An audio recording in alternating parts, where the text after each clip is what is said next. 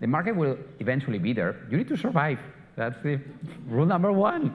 I mean, don't die, because if you die, it's difficult to, resurrection is not always easy.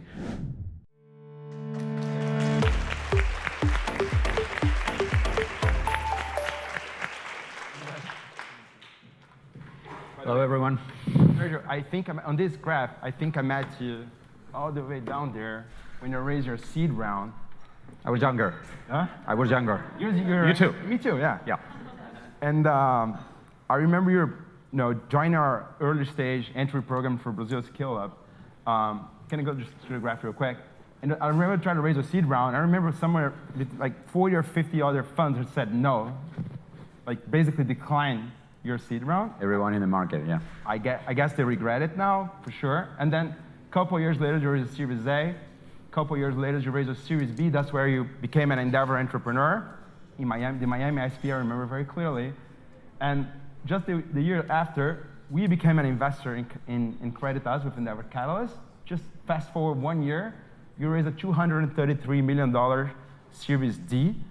And you also personally became an Endeavor Catalyst LP, which I think is super cool. And then starts the full circle story starts to happen, where you became one of the most active mentors at Endeavor Brazil. Fast forward a couple of years more, you became an Endeavor Brazil board member. And now, more recently, you're being invited to be the chairman of Endeavor Brazil. And Creditas is currently valued at $4 billion with revenues of $400 million, profitable, growing. So I think it's a super interesting case of like a super interesting business, but also you, Sergio, becoming the chairman of Endeavor Brazil. I think it's very symbolic. Thank you. Thank you.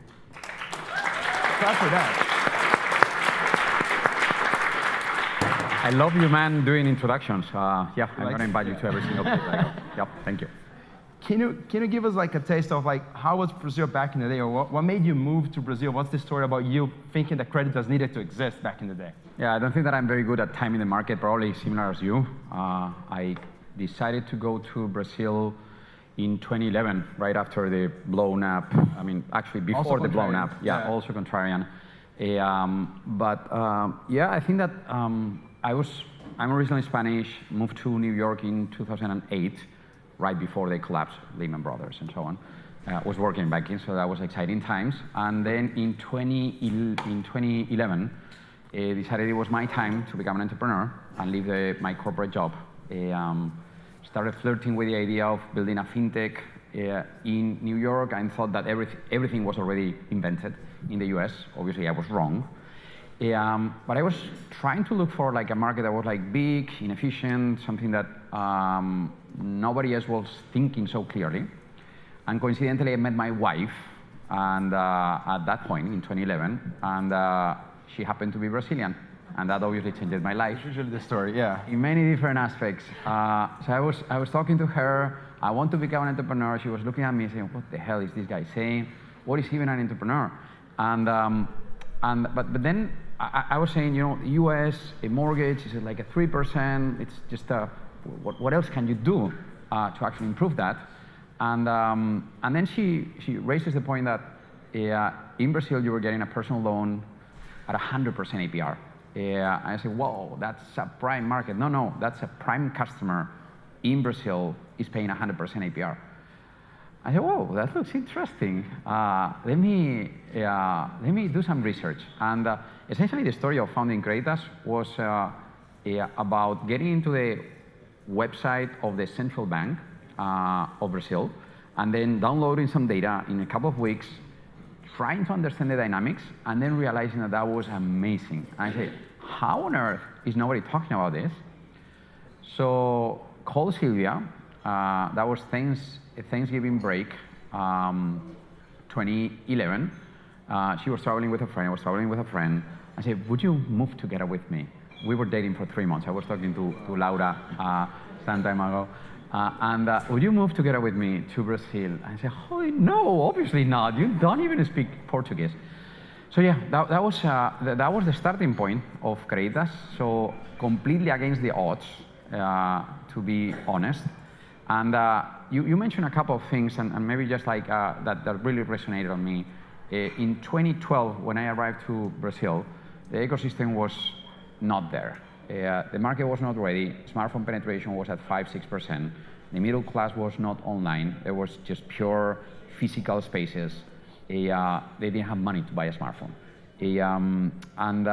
But you could see a tremendous opportunity in disrupting existing markets, the same ones that you were mentioning now: healthcare, education, a financial inclusion, banking, and the incumbents were not really moving. And they were not moving because they were profitable enough. The banking system has ROEs of 25%. It's true that interest rates are at 15, but 25% ROE, why would you move? Why would you innovate? It's the classic innovator's dilemma. Just stick to the status quo and just stay there. And that was the ecosystem, so lacking of it. And I think that the most damaging thing for an ecosystem not to be born is the lack of references. You don't start up a business because you don't have anyone that you can relate to that has done that before. Nobody is the first one. You always need to relate to somebody. And unless you are in New York or London, Europe, and you're seeing other people doing those things, you don't dare to go to a market and then try to start something. The only reference at that point was Romero Rodriguez, who had founded Buscapé and had sold it for $300 million. Amazing case. It's one of the references of the ecosystem these days.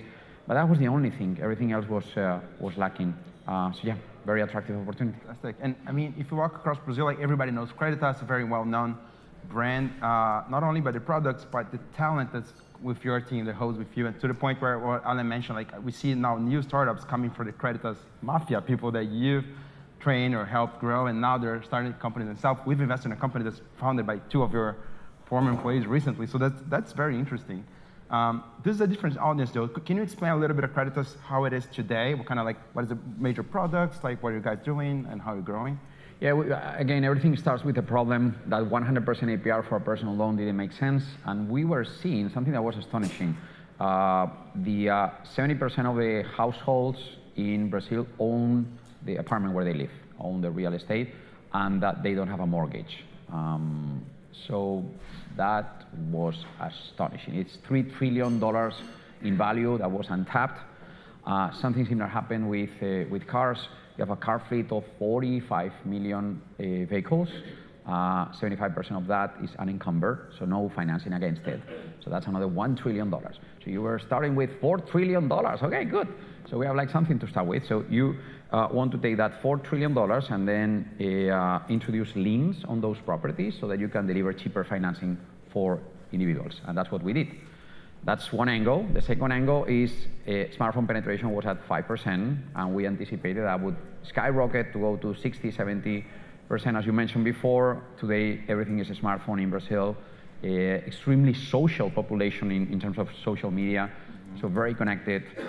So we took both angles, so digitalization of the population and unencumbered assets, put them together, and today Creditas essentially is a platform that delivers the cheapest financing that you can get using your properties as a collateral. And with that, we believe that we are fostering the growth of the region. So in the US, Europe, everything starts with debt. Everything starts with, I need money to make money. And that's what we are providing. That's what we strive for, is to fostering the growth of the market by providing the cheapest liquidity that you can get.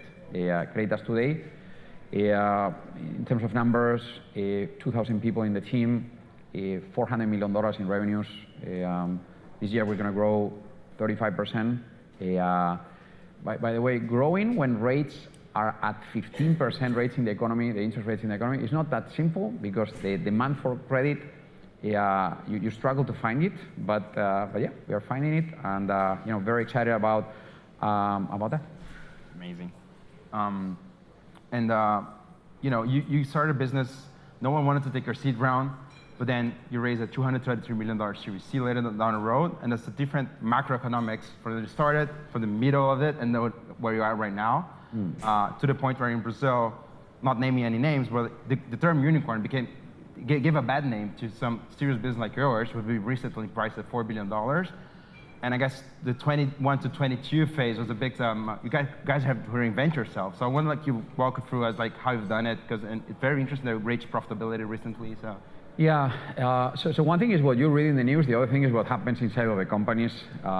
We are very much against the unicorn concept, not that the word, I mean, at the end of the day, everyone wants to build like a successful business, but you need to avoid as an entrepreneur to be distracted by those headlines, those valuations. They are not a reflection of your success. I think that's something that as entrepreneurs we really need to keep in our head. You are not successful because you raised a $250 million round, period. Our story is about, probably is definitely not an overnight success. As you mentioned, we tried to raise for 3 years, nobody was giving us a check. It took me 4 years in reality to get the $7.5 million Series A round. And then we got used to it, and obviously during 2019, 2020, 2021, we raised close to $800 million from SoftBank, but also Fidelity, Wellington, Advent, very interesting cap table today. But more than valuations and funding rounds that obviously are the raw material that you need to use to actually grow your business, we think that it's about how can you put the company into a sustainable growth, and that is the change that actually happened in 2022. If you go back to 2019 to 2021, that was an era of excess of capital, very low cost, interest rates were at the bottom. Even in Brazil, we were at 2%. 2% in Brazil. Yeah, that was ridiculous, but it was what we had.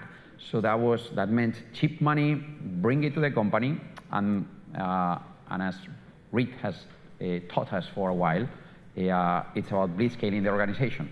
Take that money, try to figure out a way in which you can push the growth if you believe that the company is going to find a way of being sustainable in the future. So use that time, invest it in the company, grow it to scale, and then make it sustainable. 2019 to 2021, we reached a point in which we were burning $2 million per day. $2 million per day. I didn't think that was possible. It actually is, and I can teach lessons about that. The good, the bad, and the ugly on that. 2022, the market changes. Rates are going up. In Brazil, they reached 14%, very rapidly, by the way. You were like waking up one day, wow! So you move very rapidly from 2 to 14. So you are testing your ability to adapt the course of your business. We had just we had done like a fundraising round, and then suddenly we look at the future and say it doesn't look as bright as we thought. Maybe there's not going to be like that much capital in the future. So what do we do? And essentially we built a plan to break even the company in 18 months, and it was essentially about like two things. One, how do you increase your gross profit? Use the price to your customers as a lever. Make sure that your raw materials cost, in our case, funding cost and credit cost, is as low as possible.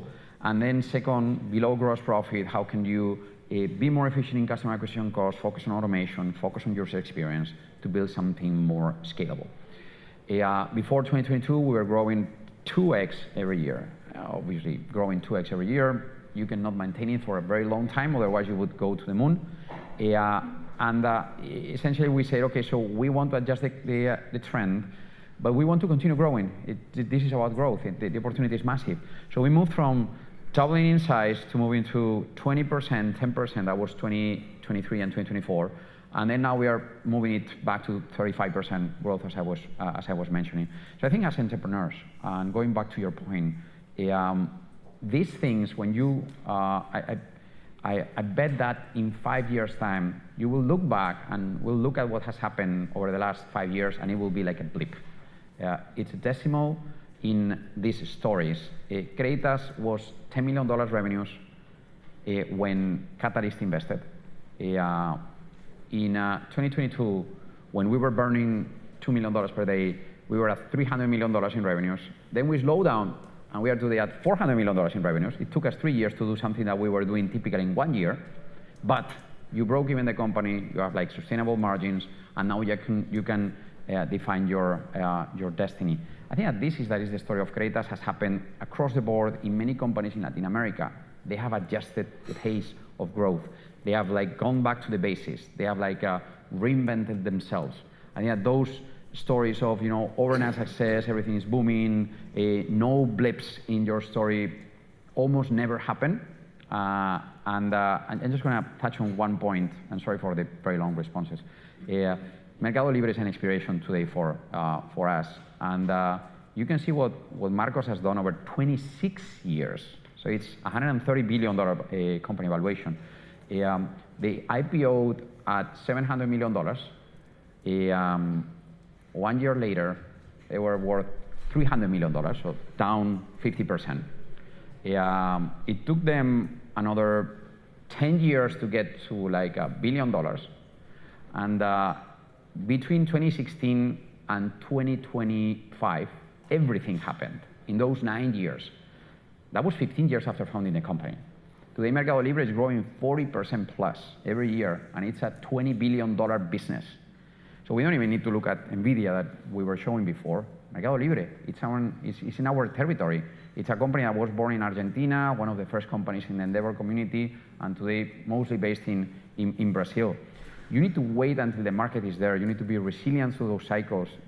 Marcos have already talked about that many times. They wanted to sell the company to eBay. They didn't make it. The IPO looked like it was not going to happen. They thought that they were going to fail multiple times through the journey. You just start resilient. You just stay there and then continue working on it. The market will eventually be there. You need to survive. That's the rule number one. I mean, don't die, because if you die, it's difficult to. Resurrection is not always easy. So, yeah. To that point, Alan tells the story where he keeps telling about how entrepreneurs has to be resilient, and someone in the room thought he was saying Brazilian. Brazilian.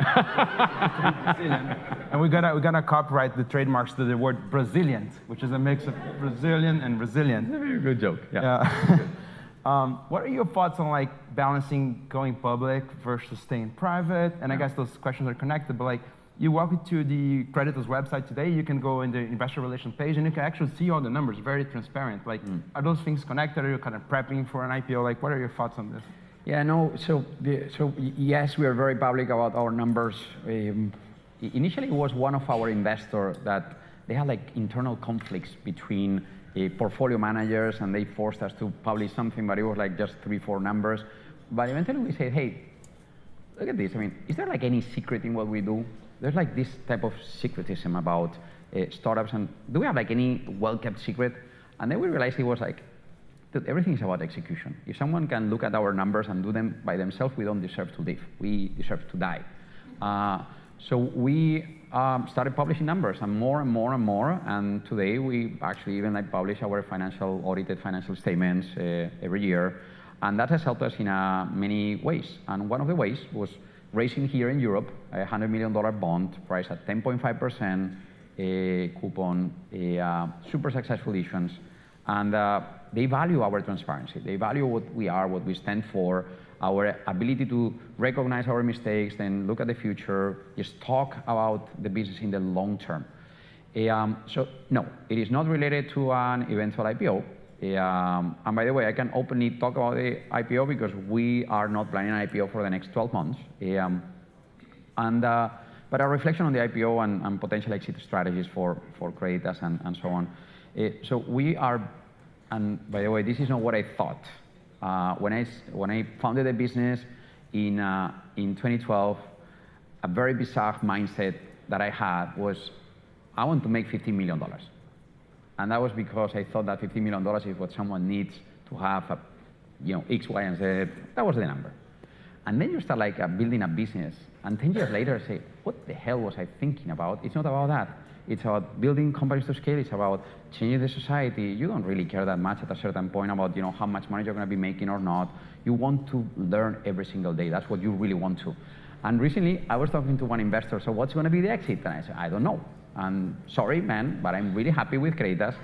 This is a reflection for me on how I want to build a society. And for me, Creditas, as for the 2,000 people that work with us, is a platform for growth. We want to help people to realize themselves, to grow themselves, and then to find better ways of contributing to the society. And this is not about like social or anything. It's very egocentric. Creditas helps me in being better, in learning every single day, and so on. Now, being more practical. Creditas today is a $400 million business that wants to grow at 30 to 40% every year for the foreseeable future, at least for the next 3 to 5 years. That means that in 3 years, we're going to be $1 billion in revenues, and in 5 years, we want to be at $3 billion in revenues, or so on. And we think that's a great business. It's 50% contribution margins. It's going to target 20% net income margins on revenues. So that deserves like a great valuation, hopefully. And hopefully the market will understand that and will build a premium on certain aspects of our business and blah, blah, blah, and so on. In the past, Google, Mercado Libre, they were doing IPOs at $1 billion valuation in some cases, $500 million. And then they were growing for many decades to come, Amazon. So very tiny businesses were being IPO'd at that time. We think that today, the market is not exactly looking at that. If you do a public listing when you are worth $1 billion or even like $2 billion, most of the time you just like are forgotten. Equity research, they just want to focus on what?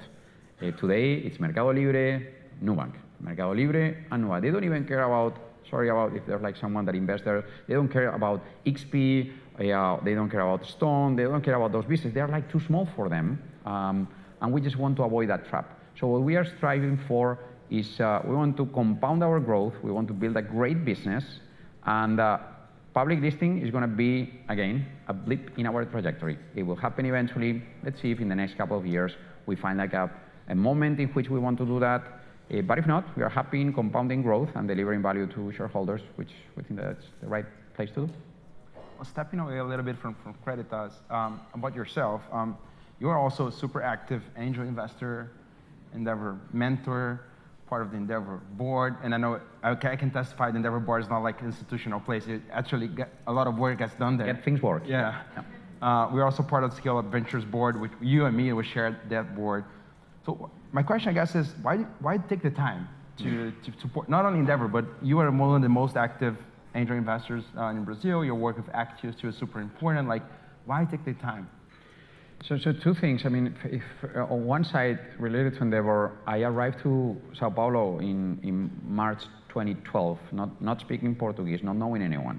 My wife was starting like introducing me to people, and Endeavor was the anchor of my life my entrepreneurial life in Brazil. I met the Endeavor community in December 12, became a scale-up company. We had like we were in an office. I was meeting someone before, and he was saying, I visited your office, and you had like a 20 square meters office. In reality, that was the second office, the upgrade. The first office was 5 square meters, and we were fitting there 5 people in the 5 square meters. It's 1 square meter per person. That was a very interesting time. And we became a scale-up Endeavor in that office. That really makes you feel very proud of the community that you belong to, because they help you in becoming who you are, in shaping who you are.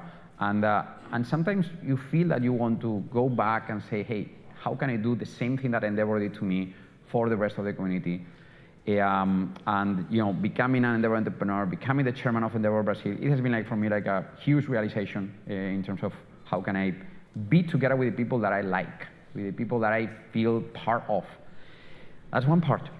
And there's the other one, which is much more egocentric. You always need to find like something that is really quantitative good for you.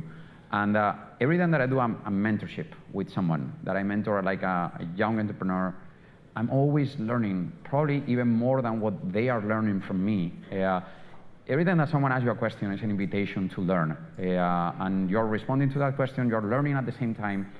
You're learning on, sometimes when you're too deep into your business, you don't really realize what's going on.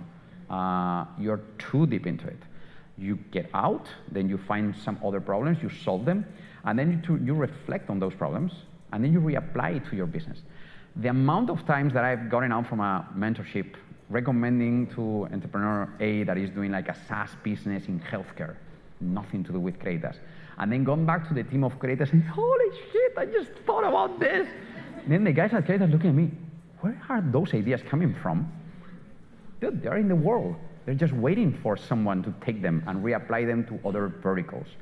And yeah, so extremely encouraging everyone to think about, forget about doing an MBA or those type of things. Just talk to people. It's really amazing. Yeah. Fantastic. We're running short on time, but I want to get an answer to a cheesy question. But like, what if you could come back in time and whisper to yourself something they want to credit as a bank fácil back in the day? What would be the advice?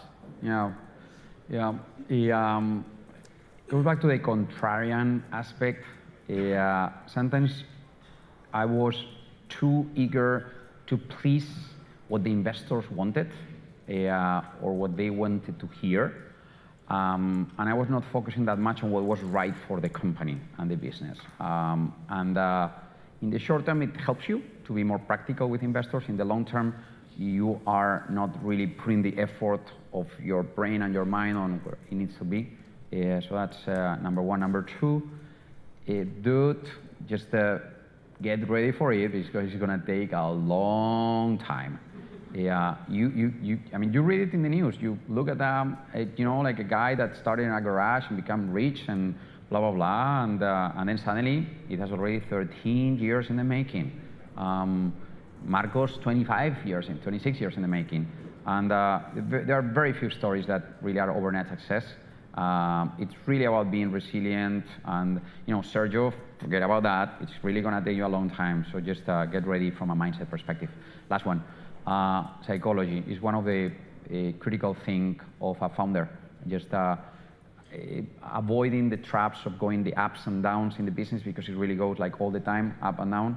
You need to normalize those things. They're going to be blips when you look in retrospect. And today we look at those problems that 5-10 years ago looked like the company is going to die. Now we are going to be the kings of the world. Now it's going to die again. So then you look back and you say, where was that moment? And you look at the numbers, they are not there. It was like a nothing. And but when you were there, you really felt like so much pain. So equalize all that, just normalize it, and just think that those are blips. Awesome. Thanks, man. Appreciate the talk. Always great to catch up. A lot of applause for Sergio Furio. Thank you for coming.